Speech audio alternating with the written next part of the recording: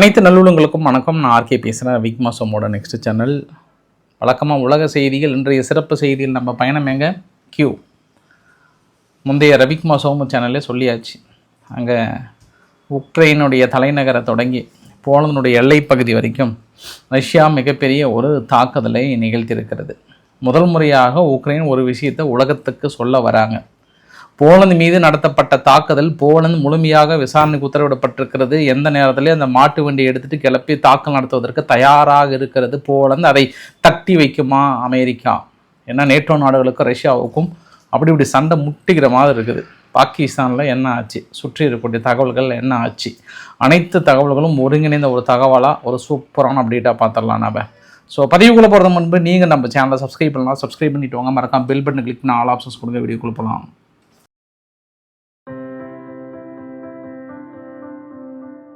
கர்நாடகாவில் சும்மா ரேண்டமாக தான் செக் பண்ணியிருக்காங்க.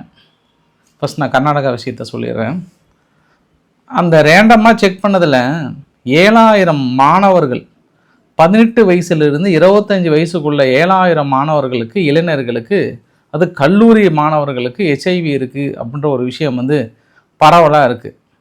அப்ராக்சிமேட்டாக முழுமையாக சோதனை செய்யலை.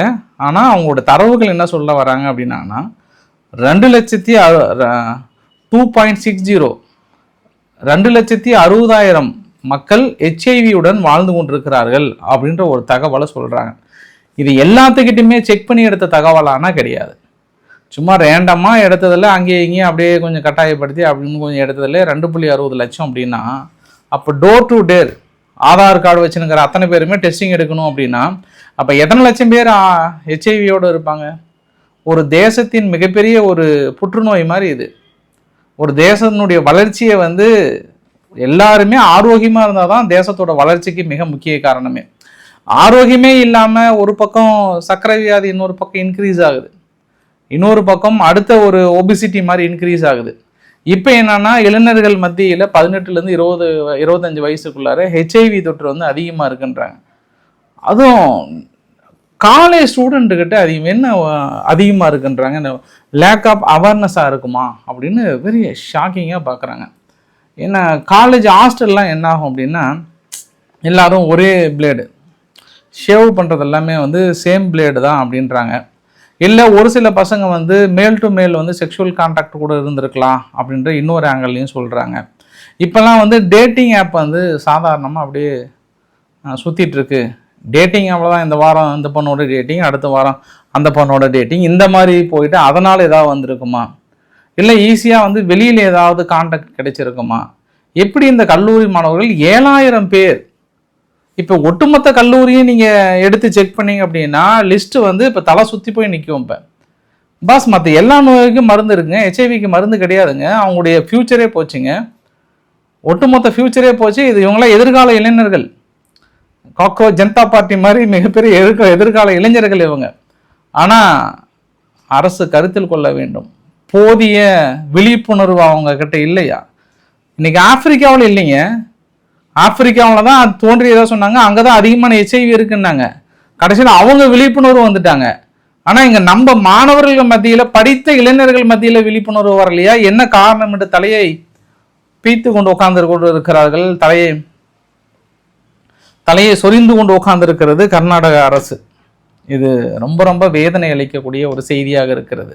சரி, அடுத்து மிகப்பெரிய சம்பவம் என்ன அப்படின்னா ரஷ்யா உக்ரைன் மீது நடத்தப்பட்ட தாக்குதல். நேராக நம்ம வரைபடத்துக்கு தான் போகிறோம், எங்கேயும் கிடையாது. வரைபடத்துக்கு வாங்க நண்பர்களே, உங்களை இட்டுன்னு வரதான் நம்ம வேலையே. இப்போ இந்த வரைபடத்தில் பார்த்தீங்க அப்படின்னா போலந்து பக்கத்தில் லீவ் நோட் பண்ணிக்குவாங்க. போலந்து பக்கத்தில் அந்த லீவ் பகுதியில் தாங்க பெரிய அட்டாக் பண்ணியிருக்காங்க. வழக்கமாக ஆயுதங்கள் எல்லாமே கடல் வழியில் கொண்டு வர முடியறதில்ல உக்ரைன். காரணம் என்னன்னா ஒரு கப்பல் கூட உள்ள நுழைய முடியாமல் தாக்கல் நடத்திடுது. பெரும்பாலும் உக்ரைனுக்குள்ள ஆயுதம் வருது அப்படின்னா போலந்து வழியாக லீவ் டிர்னோப்பில் அப்படியே இந்த வின்சிட்டியா இந்த வழியாக தான் கியூவுக்கு கொண்டு வராங்க. இதுதான் அந்த பார்த்து கரெக்டாக அடிச்சிருக்கிறாங்க பாரு வரிசையாக. இவங்களுடைய அடி எல்லாமே பாருங்கள், இந்த கியூவில் தொடங்கி அப்படியே இது அந்த லீவ் வரைக்கும் பார்த்தீங்கன்னா ஒரு கோடு லைட்டாக அப்படியே இமேஜினாக போட்டு பார்த்தீங்கன்னா ஒரு கோடு ஒன்று வரும். அதுக்கப்புறம் அங்கிருந்து இந்த எல்லை பகுதிக்கு கொண்டு வருவாங்க. அந்த போல்டோவா ரீஜியன், டினிப்ரோ ரீஜியன், அதையெல்லாம் கொண்டு வருவாங்க. இவங்க ரஷ்யா கரெக்டாக பிளான் பண்ணி இன்னைக்கு அடிச்சிருக்கிறாங்க. Kinzhal missiles, Kalibr missiles, Iskander K, ஒவ்வொன்றும் ஒவ்வொரு கலர் கொடுத்துருக்காங்க. இதில் மஞ்சள் கலர் வந்து ஜீரன் அப்படின்ற ஒரு ட்ரோன் மூலிமா தாக்கல் நடத்தியிருக்காங்க. ரொம்ப ரொம்ப பிங்க் கலராக இருக்கிறது வந்து ஜெட் பவர்டு ஜீரன். ரொம்ப ரெட் கலராக இருக்குல்ல, அதாவது லியூ ரீஜியனில் அடித்தது வந்து கின்சால் மிசைல்ஸ் KH-101. பச்சை கலராக இருக்குது பார்த்தீங்களா, அது வந்து கேலிபர் மிசைல்ஸ். டார்க் பச்சை வந்து இதில் கிடையாது. என்ன மற்ற கலர் என்ன இருக்குது, பிங்க் கலராக தான் இருக்குது, மற்றது எதுவுமே இல்லை. ப்ளூ கலர் கூட அவ்வளோ கிடையாது. ஸோ இதுதான் ஒட்டுமொத்தமாக உக்ரைன் மீது நடத்தப்பட்ட தாக்குதல். இதில் அதிகமாக தலைநகர் அடிச்சிருக்காங்க, கியூவ் அடிச்சிருக்காங்க, போல்டோவோ மற்ற ரீஜியனில் வந்து அடிச்சிருக்கிறாங்க. இப்போ ஜெலன்ஸ்கி என்ன சொல்ல வரார் இந்த உலகத்துக்கு அப்படின்னா, நேற்று இரவு மட்டும் 8 மக்கள் மேலே கொல்லப்பட்டிருக்கிறார்கள். எங்களுடைய ஒட்டுமொத்த நகரையில் நாட்டையே வந்து தாக்கு என்று தாக்கியிருக்கிறார்கள். நாங்கள் நடத்திய தாக்குதலுக்கு பதிலுக்கு இவர்கள் தாக்குதல் இல்லாமல் தீவிரவாத தாக்கலை நிகழ்த்தி இருக்கிறார்கள். இந்த தீவிரவாத தாக்கலை உலக நாடுகள் உடனடியாக கண்டிக்க வேண்டும். சுமார் 250 ட்ரோன் எங்கள் மீது ஏவினார்கள். அதில் நாங்கள் 260 சுட்டு வீழ்த்தி விட்டோம். ஜஸ்ட் ஒரு M20 மட்டும் தான் இம்பாக்டை கிரியேட் பண்ணியிருக்கு. ஆனால் 70 மிசைல்ஸ் ஏவி இருக்காங்க. அந்த 70 மிசைல்ஸுமே வந்து பெரிய தாக்கத்தை கொடுத்துருக்கிறது. எங்களால் சுட்டு வீழ்த்த முடியல. காரணம் என்ன? எங்ககிட்ட இன்டர்செப்டர் மிசைல்ஸ் இல்லை. இது உலக நாடுகளுக்கே ஒரு அரைக்கோவல், ஐரோப்பா நாடுகளுக்கு ஒரு அரைக்கோவல், அமெரிக்க நாடுகளுக்கு ஒரு அரைக்கோவல். இன்னும் நீங்கள் வேடிக்கை பார்த்துட்டே இருந்தீங்க அப்படின்னா நாங்கள் எல்லாத்தையும் இழக்க வேண்டிய ஒரு சூழ்நிலை வருவோன்றாங்க. நேற்று தாங்க ஐயா போயிட்டு நிறைய வசனம்லாம் பேசி கெக்க போக்குன்னு சிரிச்சுக்கிட்டு நாங்கள் அடி என்று அடித்ததில் கூடியவர்கள் எங்களிடம் சரணடைந்து விடும், இல்லை என்றால் நாட்டை விட்டு பிடித்த பகுதியில் விட்டு ஓடிவிடும் ரஷ்யா, இதுதான் எங்கள் முதல் நோக்கம் என்று பயங்கரமாக பேசினீங்களே. இன்னைக்கு ஓடி வந்து அவங்க அடி என்று அடிக்கிறார்கள். எங்ககிட்ட இன்டர்செப்டர் மிசைல்ஸ் இல்லைன்றாங்க. அப்போ அமெரிக்கா இல்லை என்று மறுத்தாலும் உண்மை என்ன, உண்மையான தகவல் என்னவென்றால் அவங்க கிட்ட இருக்கக்கூடிய ஒட்டுமொத்த இன்டர்செப்டர் மிசைல்ஸும் அங்கே போயிடுச்சு. எங்கே போயிடுச்சு? அரபு நாடுகளுக்கு போயிடுச்சு. அங்கேயே இல்லாமல் தவிர்க்கிறாங்க. இப்போ அங்கே அதனால தான் அங்கே ஈரான் இருந்து அடி என்று அடித்து கொண்டிருக்கிறார்கள். முக்கிய பகுதிகளை நொறுக்கி கொண்டிருக்கிறார்கள். என்னதான் தடுத்தாலுமே வந்து நேரடி இம்பாக்டை வந்து கிரியேட் பண்ணிட்டு இருக்காங்க. யாரு? ஈரான். அப்படி அங்கே இன்டர்செப்டர் மிசைல்ஸ் வந்து கம்மியாக இருக்கிற மேலையில இவங்களுக்கு எப்படி கொடுப்பாங்க?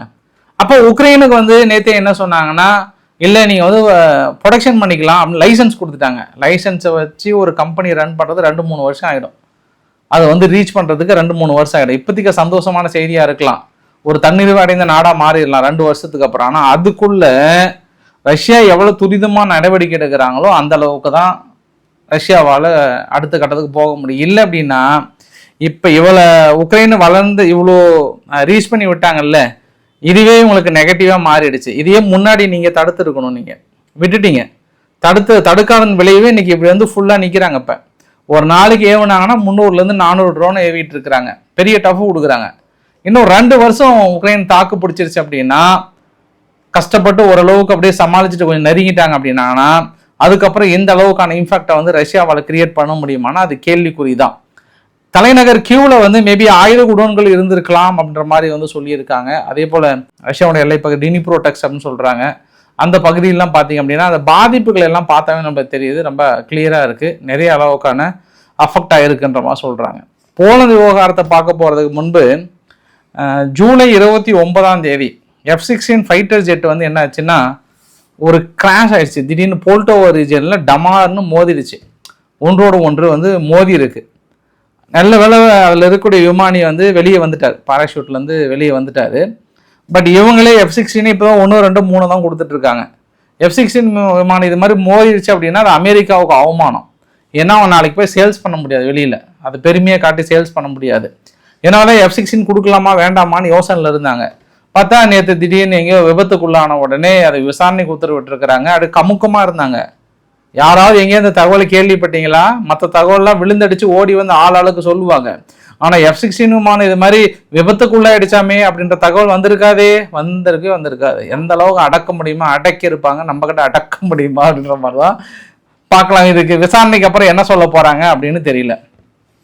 வழக்கமாக அந்த பூ உலகில் மிகவும் பாதுகாக்கப்பட்ட ஒரு எல்லை பகுதி அப்படின்னா அது ஒரு போலந்து தான். எப்போவுமே போலந்துடைய வான் பரப்பு பொறுத்த வரைக்கும் அப்படியே ஹைலி டிஃபெண்டபிள்ன்ற மாதிரி அப்படி ஃபுல்லாக அப்படி பாதுகாத்துட்டு நிற்பாங்க.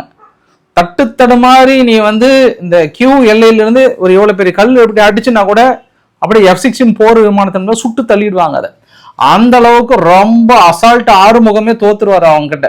அசால்ட் ஆறுமுகம், அலாட் ஆறுமுகமே அவங்க கிட்ட தோத்துருவாங்க. அந்த அளவுக்கு பயங்கர பலே கில்லாடிகளா இருக்கக்கூடிய அவங்க நாட்டின் மீது சுமார் ஒரு 58 கிலோமீட்டர் தள்ளி நேரடியாக சென்று போலந்துடைய உள்ளே தாக்கல் நடத்தியிருக்கிறது. நல்ல வேலை, ரஷ்யா தப்பித்து விட்டது போலந்திடம். இல்லை என்றால் போலந்து நொறுக்கு என்று நொறுக்கி இருப்பார்கள். அவங்க நொறுக்கு தீனி கூட சாப்பிட முடியாத அளவுக்கு பண்ணியிருப்பாங்க. அந்த அளவுக்கு நொறுக்கி இருப்பார்கள். காரணம் என்னவென்றால் அந்த அளவுக்கு நேட்டோ நாடுகள் கூட்டணி வலுவாக இருக்கிறது என்று சொல்லுவாங்க. இப்ப என்ன கேள்வின்னா, எங்க போச்சு நம்ம அலாட் ஆறுமுகம்? என்ன ஆனாரு? எப்படி 58 கிலோமீட்டர் தள்ளி உள்ள வந்து தாக்கல் நடத்தி இருக்கிறது? ஏன் உங்களால தடுக்க முடியல? அப்ப என்ன வான்தடுப்பு சாதனங்களை நீங்க எல்லையில வைத்திருக்கீங்க? அப்ப என்ன நீங்க அலாட் ஆறுமுகத்தை நீங்க செக் பண்ணிருக்கீங்க? அதுதான் கேள்வி. இப்ப ஆனால் டிஃபென்ஸ் மினிஸ்டர் வந்து தலையை பிச்சுட்டு இருக்கிறாரு. முதல்ல எனக்கு யார் தாக்கல் நடத்தினாங்கன்றது எனக்கு செகண்டரி கேஸ். ஏன் நீ தடுக்கலன்றது எனக்கு பதில் சொல்லுங்கன்னு கேட்கறாங்க. இப்ப போலந்து சும்மா ஒரு 2 ட்ரோன் வந்தாவே சுட்டு வீழ்த்தறியே. சும்மா ஒரு பெரிய தவளை ஒண்ணு அப்படியே இங்க லீவ் பகுதியிலிருந்து தாவி உள்ள வந்தாவே சுட்டு தள்ளுறீங்களே. எல்லாமே அவ்வளவு அப்படியே அக்யூரேட்டா இருக்கிற நீங்க ஒரு மிசைல்ஸ் வந்து விழுந்து இருக்கிறது. முதல்ல விசாரணைக்கு உத்தரவிடுங்கன்ட்டாங்க. தலையை பிச்சுட்டு இருக்கிறாங்க. இப்ப ரஷ்யா அடிச்சிருக்குமா, ஒருவேளை உக்ரைன்ல இருக்கக்கூடிய ஆயுத குடோன்கள் மீது தாக்கல் நடத்தி இருக்காங்க. அது என்னாவது ஆயுத குடோன்கள் வச்சிருக்கும் போது தவறுதலா இப்ப நம்ம இங்க பசங்கள்லாம் அது என்ன சொல்லுவாங்க, ராக்கெட் வச்சு விளையாடுவாங்கல்ல தீபாவளி அப்ப, அந்த மாதிரி இந்த பக்கம் ஏதாவது ஒண்ணு தெரியாம போயிடுச்சா அந்த கோணத்திலையும் பாக்குறாங்க.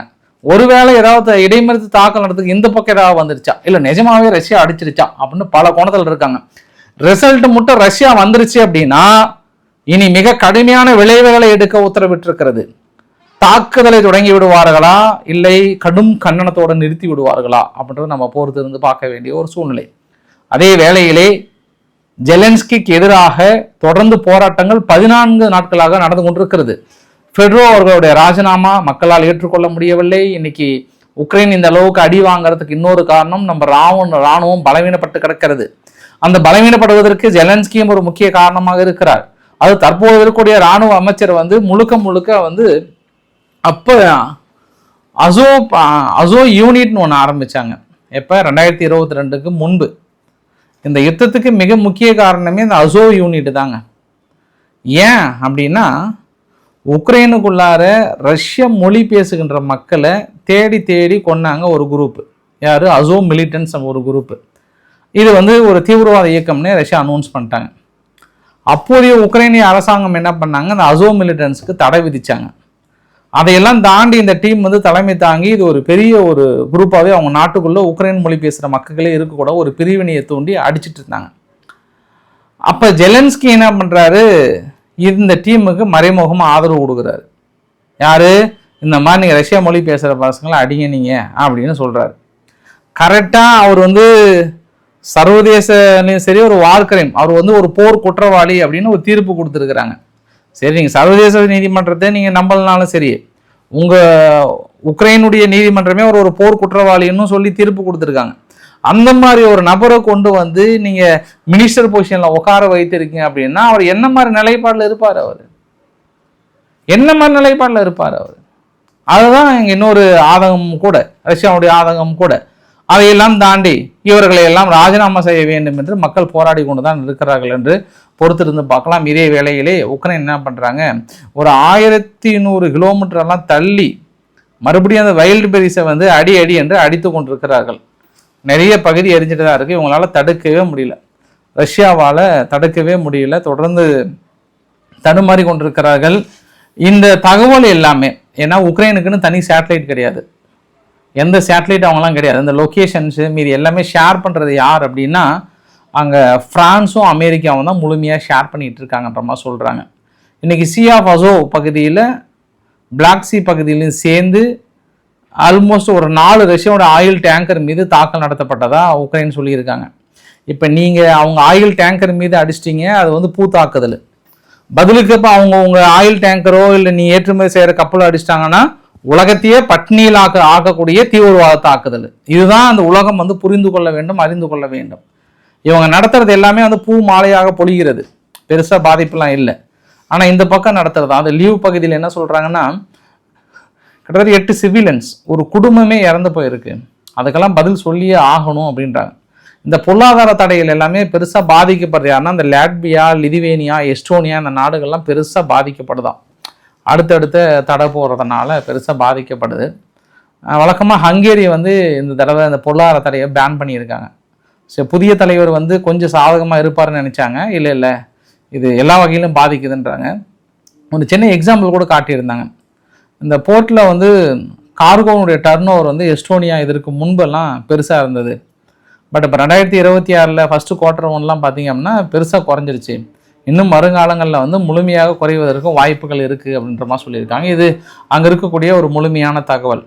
அப்புறம் இந்த வீடியோ பதிவை பார்த்தோன்னே நான் ஷாக் ஆகிட்டேன். நான் அந்த பக்கம் ஒரு நாட்டோட பிரதமர் உட்காந்துக்கிறாரு, இந்த பக்கம் டவுசர் பாண்டி. அவர் யார்? டவுசர் பாண்டி. அந்த காலத்தில் வடிவெல்லாம் இப்படி பட்டாப்பட்டி ட்ராயரோடு போட்டு சுற்றிட்டு இருப்பார்ல, அது கொஞ்சம் டீசெண்டாக கலர் பெயிண்டோட போட்டு சுற்றினா எப்படி இருக்கும் அந்த மாதிரி. அவர் பேர் வந்து செனட்டர் ஃபெட்டர்மேன். இந்த செனட்டர் ஃபெட்டர்மேன் வந்து எங்கே போனாலும் இந்த ஷார்ட்ஸோடு தான் சுற்றுவார். ஒரு வேளை பாத்ரூம் போகிறதுக்கு ஈஸியாக இருக்கும் அப்படின்றனால போட்டுட்ருக்கிறாரோ, இல்லை காத்தோட்டமாக இருக்கட்டும்ன்றனால போட்டுட்ருக்கிறாரோ நமக்கு தெரியாது. ஆனால் உன்னை உடல் மொழியும் இந்த லாங்குவேஜும் வந்து கால் மேலே கால் போட்டுக்கிட்டு அப்படியே கை கொடுக்க முடியாத கொடுத்துட்டீங்களே. கிட்டத்தட்ட இது அவமானப்படுத்துகிற மாதிரி இருக்கு எனக்கு. ஏதோ ஒரு பிரதமரை கூப்பிட்டு அவர் வந்து ஆனால் சொன்னதெல்லாம் நல்லா தான் சொல்கிறாரு. அவர் இந்த மாதிரி நாங்கள் உக்ரைன் பாருங்க, இஸ்ரேலுடன் துணை நிற்கிறோம், இஸ்ரேலுக்கு முழுமையாக நாங்கள் ஆதரவு அளிக்கிறோம், நீங்கள் எடுத்த தற்காப்பு நடவடிக்கைகள் அத்தனையும் கரெக்டு தான், அதனால உங்களோட நிற்கல நாங்கள் பெருமைப்படுறோம், ஆஹா ஓஹோ ஐஹோ அப்படின்லாம் டைலாக்லாம் சொல்கிறாரு. ஆனால் அங்கே உடுத்துற உடை தான் கொஞ்சம் டவுட் ஆகுது. ஒருவேளை ஷார்ட்ஸ் போட்டால் தான் பெரிய ஆளோ, இருந்தாலும் நம்மலாம் ஷார்ட்ஸ் போட்டு போனால் அப்படி வீட்டை விட்டு வெளியே போனால் கூட திட்டுறாங்களே. எப்படிப்பா ஒரு மனுஷன், அதுவும் ஒரு நாட்டோட பிரதமர்கிட்ட உட்காந்து இந்த மாதிரி ஷார்ட்ஸோட உட்காந்துருக்கிறாரு, உள்ளக்கிற சட்டியெல்லாம் கூட தெருமலை உட்காந்து பாரு. நான் கேட்குறேன், நான் இதை வந்து கூப்பிட்டு வச்சு அசிங்கப்படுத்தியிருக்காங்களான்னு தான் எனக்கு தோணுது. பட் உங்களுக்கு பர்சனலாக எப்படி தோணுச்சு அப்படின்னு பாருங்க. அது வேற ஒன்றும் சொல்றதுக்கு இல்லை. கெனடானுடைய டூரிஸ்ட் வந்து வழக்கமாக அவங்க அமெரிக்காவுக்கு தான் அதிகமான பேர் போவாங்களாம். பட் இந்த தடவை வந்து ரொம்ப குறைஞ்சிட்டாங்களாம். ஃபுல்லாகவே வந்து குறைஞ்சிட்டாங்களாம். 2 பேத்துக்குள்ள அந்த பிளவுனாலையும் பெரிய அளவு குறைஞ்சிருக்காங்க. இந்த அமெரிக்காவுக்குமே ரெவன்யூ வந்து ஃபுல் லாஸ் அப்படின்னு தான் சொல்லியிருக்காங்க. கனடாவுக்கு ரெவன்யூ லாஸ் கிடையாது, அவங்க மற்ற டூருக்கெல்லாம் போயிட்டு தாங்கிறாங்க. பாகிஸ்தான் ஆக்குபைடு காஷ்மீரில் தொடர்ந்து போராட்டம் அடிச்சுட்டே இருக்குது. ஒரு PhD ஸ்காலர் ஒருத்தர், அவரை சுட்டு கொண்டுட்டாங்க. அவர் மட்டும் இல்லை, இவங்க என்ன பண்ணிட்டாங்க, மக்களோட மக்களாக ஆயுதங்கள் கொடுக்க ஆரம்பிச்சிட்டாங்க. அது இல்லாமல் பாகிஸ்தான் ISI உளவு அமைப்புக்கு ஆதரவு தெரிவித்து ஒரு சில தீவிரவாத குழுக்கள் இருக்குது. இந்த லக்ஸரி தொய்பா இந்த மாதிரி தீவிரவாத குழுக்கள்லாம் இருக்குல்ல, இப்போ அவங்க கையில் ஆயுதங்கள் கொடுத்து அவங்க யூனிஃபார்மில் இல்லாமல் மக்களோட மக்களாக இருந்து சுட்டு தள்ளுறாங்க. இப்போ பெண்களையும் பார்க்கறதில்ல, யாரையும் பார்க்கறதில்ல. அதனால் அங்கே பாகிஸ்தான் ஆக்குபைடு காஷ்மீரில் இஸ்லாமிக் கிளர்க் ஒருத்தர், அதாவது மத போதகர் ஒருத்தர் என்ன சொல்லியிருக்கிறாருன்னா, இதுவரை நிறைய மத போதகர்கள் பாகிஸ்தான் ஆக்குபைடு காஷ்மீரில் மர்மமான முறையில் காணாமல் போயிருக்காங்க. ஸோ ஆஷிப் முனீர் அவர்கள் வந்து நேரடியாகவே இந்த வேலையில் இறங்கிட்டார். இனி நான் ஒன்றை மட்டும் நினைவுபடுத்த விரும்புகிறேன். இனி இராணுவத்தின் மீது நாங்கள் ஏன் தற்கொலைப்படை தாக்குதல் நடத்தக்கூடாது அப்படின்னா மனசை வெளிப்படுத்தி பேசியிருக்கிறாரு. அப்போ அவங்களுக்குள்ளேயே பெரிய ஒரு இஷ்யூவாக இருக்குது, பெரிய ஒரு பிரச்சனையாக இருக்குது. தொடர்ந்து அங்கே இருக்கக்கூடிய நிகழ்வுகள்லாம் பார்த்தோம் அப்படின்னா பெண்கள் மீது துப்பாக்கி சூடு, இது மாதிரி நிறைய விஷயங்கள் பாகிஸ்தான் ஆக்குபைடு காஷ்மீர் நடந்துட்டுருக்கு. பவர் கிடையாது, எலக்ட்ரிசிட்டி கிடையாது, எங்ககிட்ட நெட்டு கிடையாது, எதுவுமே கிடையாது. கம்ப்ளீட்டாக நாங்கள் ஒரு சர்வதிகார நாட்டின் கீழ் வாழ்கிற ஒரு உணர்வு இருக்குன்ற மாதிரி வந்து சொல்லியிருக்கிறாங்கன்ற கூடுதல் தகவல். இந்த வீடியோட நிறைவு பகுதியில் ஃபார்மர், அதாவது முன்னாள் பாகிஸ்தானுடைய ஆர்மி SSGடைய கமாண்டோ ஃபரூக் சுதான் அவர்கள், இவர் தான் இந்த ஜம்மு அண்ட் காஷ்மீர் பகுதிக்குள்ள ஊடுருவி தாக்கல் நடத்துனதில் மூளையாக இருந்தது. ISI உளவு அமைப்பில் இருந்து கொண்டு இந்த தீவிரவாதிகளுக்கு பெரிய பயிற்சி கொடுத்ததில் ஒரு முக்கிய பங்கு இருக்குன்னு சொல்கிறாங்க. யார்? SSG முன்னாள் கமாண்டர் ஃபரூக் சுதான் அவர்கள். இன்னைக்கு என்ன பண்ணியிருக்கிறாங்க, பாகிஸ்தான் ஆக்குபைடு காஷ்மீர் பகுதியில் மர்ம நபர்கள் யாரோ போட்டாங்க, டப்புன்னு போட்டாங்க. அதனால் கிரிட்டிக்கல் கண்டிஷனில் போய் மருத்துவமனையில் இருக்கிறாரு. பாரு, இங்கே எல்லாம் பெரிய போராட்டம் அது இதுன்னு இருக்கும்போது கூட அந்த மர்ம நபர்கள் இதே வேலையாக இருக்கிறாங்களே, பாகிஸ்தானுக்கு ஒரே கவலையாக இருக்கும் இந்த இடத்துல. தொடர்ந்து ISI லக்ஸரி தொய்பாலாம் கன்னோட வெளியே வரும்போது அவங்களே போடுறதுக்கு ஒரு தைரியம் வேணும் பார்த்தியா, அந்த தைரியத்துக்கு தான் அந்த மர்ம மனிதர்களுக்கு நம்ம பாராட்டு தெரிவிக்கணும். யார் என்று உங்களுக்கு தெரியும், அது உலகத்துக்கும் தெரியும். இருந்தாலும் அமைதி காப்பது சால சிறந்தது. ஸோ இன்றைக்கு ஓரளவுக்கான தகவலை நான் கவர் பண்ண நினைக்கிறேன். பிடிச்சிருந்தா லைக் பண்ணுங்கள், ஃப்ரெண்ட்ஸுக்கு ஷேர் பண்ணுங்கள், சப்ஸ்கிரைப் பண்ணுங்கள். Ravikumar R K channel. நன்றி, வணக்கம்.